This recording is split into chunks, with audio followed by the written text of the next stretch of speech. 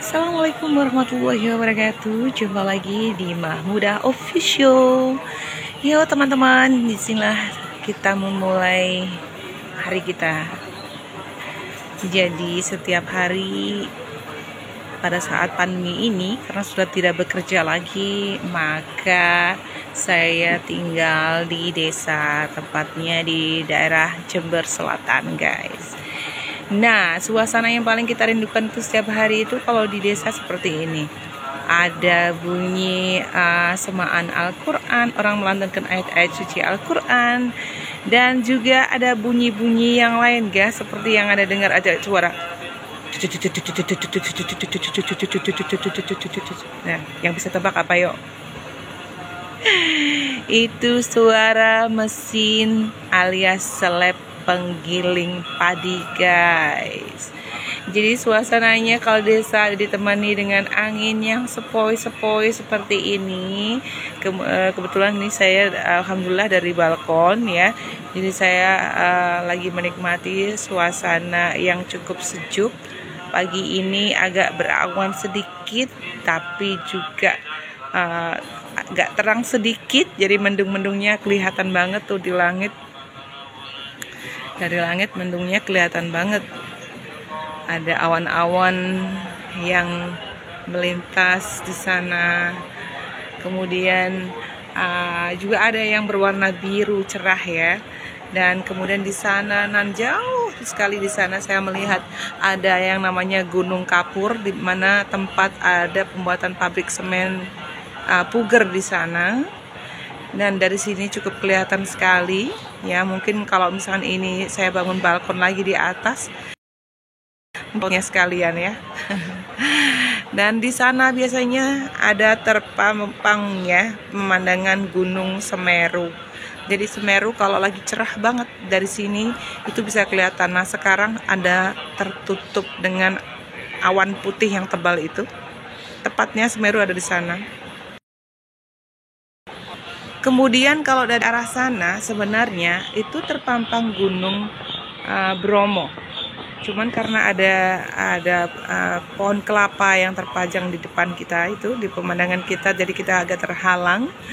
Sementara kita berpindah di arah utara. Di arah utara di sini terpampang.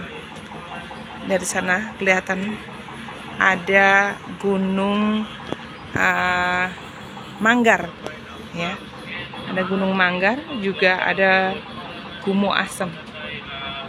Saya nggak tahu asal nama dari Gunung Manggar itu apa, tetapi yang saya tahu semenjak cerita mistis ya yang pernah didapatkan dari salah satu warga yang pernah didapatkan mimpi bahwa di suatu ketika terjadilah musim kemarau, di mana pegunungan ini sangatlah gersang dan sangat kering sekali. Pemandangannya tidak hijau seperti ini, sangat-sangat gersang, dan itu sangat mengganggu ekosistem, apalagi mengganggu kelancaran istilahnya ekosistem masyarakat sekitar.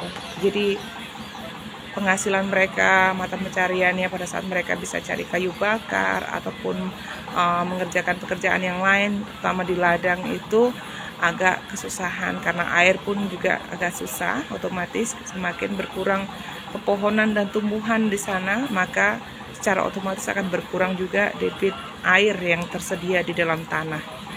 Jadi suatu ketika ada salah satu penduduk yang dimimpiin bahwa konon ceritanya itu adalah penunggu dari Gunung Manggar tersebut. Setelah itu dia dipesenin, jadi kayak mendapat sebuah wejangan gitu guys, mendapat sebuah wejangan bahwa dia minta tolong karena dia sekarang lagi benar-benar dalam kondisi yang sakit sudah kritis. Jadi ibaratnya seperti gambaran gunung ini guys, kalau nggak dirawat dia bisa sewaktu-waktu istilahnya rusak. Jadi bisa longsor pada saat hujan ataupun kebakaran ya di saat musim panas, karena ranting pohon dan ranting-ranting kecil yang semak belukar yang lainnya itu pada kering gitu. Jadi sangat berbahaya sekali. Nah, pada saat itu orang mendapatkan mimpi dan dia akhirnya bercerita dengan orang-orang sekitar, mungkin juga masyarakat setempat yang memang tahu sejarahnya dari Gunung Manggar ini, dan kemudian dilakukanlah pembudayaan alias pemberdayaan tanam penghijauan untuk pohon-pohon kembali, sampai dengan akhirnya Gunung Manggar ini bisa kembali ekosistemnya terjaga, bisa kembali hutannya terjaga dan dilindungi tentunya, dan bisa hijau kembali seperti ini. Dan kalau dilihat itu memang benar-benar sangat indah guys, ini sangat sejuk, jadi udara di sekitar pun bisa terjaga keseimbangannya, tidak sampai benar-benar panas di sini ya, walaupun panas tapi masih dalam tahap normal istilahnya. Kita sampai dengan 31 derajat Celcius, 32 maksimal seperti itu. Jadi yang lebih sering kalau udaranya pagi di sini sejuk sekali dan itu sangat enak banget, apalagi kalau mau jalan-jalan ke sana. Buat teman-teman yang nanti mau ke arah Papuma, kalau misalkan ini memang belum terekspos ya, istilahnya belum terekspos karena ini memang belum ada istilahnya taman wisatanya yang untuk dikembangkan di sini ya. Sebenarnya banyak banget gitu. Kalau misalnya kita bisa cerita, itu ada banyak banget. Nah, setelah itu guys, kita sambil duduk dulu. Nah, setelah itu guys, setelah dilakukan penghijauan alias rehabilitasi, nah kemudian orang tersebut yang dimimpikan itu, yang dimintai tolong, itu orangnya dimimpiin lagi sama orang tersebut, dan dia bilang terima kasih atas bantuannya, saya sudah dirawat, saya sudah dilindungi, dan sekarang saya sudah sembuh. Sebagai imbalannya, maka saya berikan kamu hadiah, silakan kamu datang ke sini di suatu tempat tertentu yang dia tunjukkan, dan sebagai rasa terima kasih saya, kamu boleh ambil oleh-oleh istilahnya hadiah tersebut gitu ya. Tapi agak mistis juga guys ya, karena bagaimanapun juga itu mimpi nggak pernah terbayangkan, dan orang tersebut dimimpikan kembali dengan orang yang sama, didatangi lagi orang yang sama, dan karena benar-benar takut dan juga sekaligus dia penasaran gitu, akhirnya dia datanglah ke tempat yang ditunjukkan tersebut, dan alangkah terkejutnya ternyata apa yang dia temukan adalah bongkahan emas yang cukup menggiurkan. Jadi dia menemukan bongkahan emas di sana, dan kemudian alangkah senangnya orang tersebut, akhirnya dia pulang ke rumah dan menceritakan kepada keluarga. Tentunya setelah ke keluarga, karena saking senangnya ya, otomatis dia bercerita kepada penduduk setempat juga. Nah, maka menyebarlah berita tersebut, dan akhirnya berbondong-bondonglah masyarakat setempat untuk datang dan mencari apakah benar di situ ada yang namanya emas.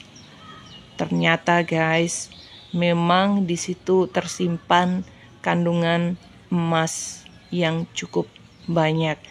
Pada saat belum tenar, itu masyarakat setempat masih bebas. Setiap hari mereka hampir semua penduduk itu naik turun gunung, mereka membawa alat seadanya, dan bahkan si emak-emak ini guys sampai ngeborong yang namanya wajan itu yang kecil-kecil untuk menyuling emasnya kayak begitu. Nah, lama-kelamaan karena terdengar oleh pihak pemerintah, maka mereka dengan cepat langsung datang ke lokasi dan disegel tempatnya guys, disegel dan kemudian diamankan karena itu milik perhutani. Kemudian ya, singkat kata mereka menyegel dan juga membatasi. Jadi kalau teman-teman ada yang ke sana untuk sementara, kalau misalkan melanggar daerah yang diprediksi emasnya itu benar-benar banyak sekali di kandungannya di dalam situ, maka mereka akan dimasukkan penjara tentunya. Dan kalau yang sekarang itu teman-teman masih ya banyak juga yang mencari. Nah, itu mereka mencarinya di area-area yang tidak dikasih batas pengaman oleh pihak kepolisian tentunya. Tapi guys, yang bikin miris adalah pertanyaannya. Kenapa banyak yang menghilang? Nah, sekarang logika aja guys, kita istilahnya jadi pengeruk emas atau penggali emas secara ilegal. Ya, itu kan ilegal karena tidak ada izin, tidak ada surat izin. Nah, mereka membuat lubang di bawah pohon-pohon kayu tersebut dan menyebabkan longsor akhirnya guys. Pada saat musim hujan, banyak yang terperangkap di dalam lubang tersebut, dan itu benar-benar sangat membuat kita takut, dan tentunya teman-teman juga tidak akan mau beresiko ya. Tetapi bagi teman-teman yang memang sangat memberani dan punya nyali yang lebih dan nyawa yang banyak tentunya, mereka tetap sampai dengan sekarang, bahkan tetangga saya pun masih juga mencari penghasilan dengan cara menggali tanah untuk mendapatkan emas tersebut.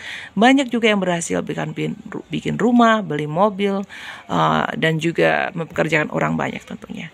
Nah guys, inilah seputar kisah tentang Gunung Manggar yang nanti suatu saat akan saya videokan bentuk real dari sana. Syukur-syukur saya bisa melihat itu lubang-lubang galian yang mereka buat di sana.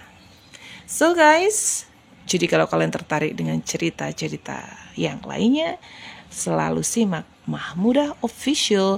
Kita akan lanjutkan lagi cerita dan legenda tentang kota kelahiran saya. Sampai bertemu kembali di channel Mahmudah Official selanjutnya. Terima kasih buat kunjungannya. Jangan lupa like, komen, share, dan subscribe tentunya. Wassalamualaikum warahmatullahi wabarakatuh.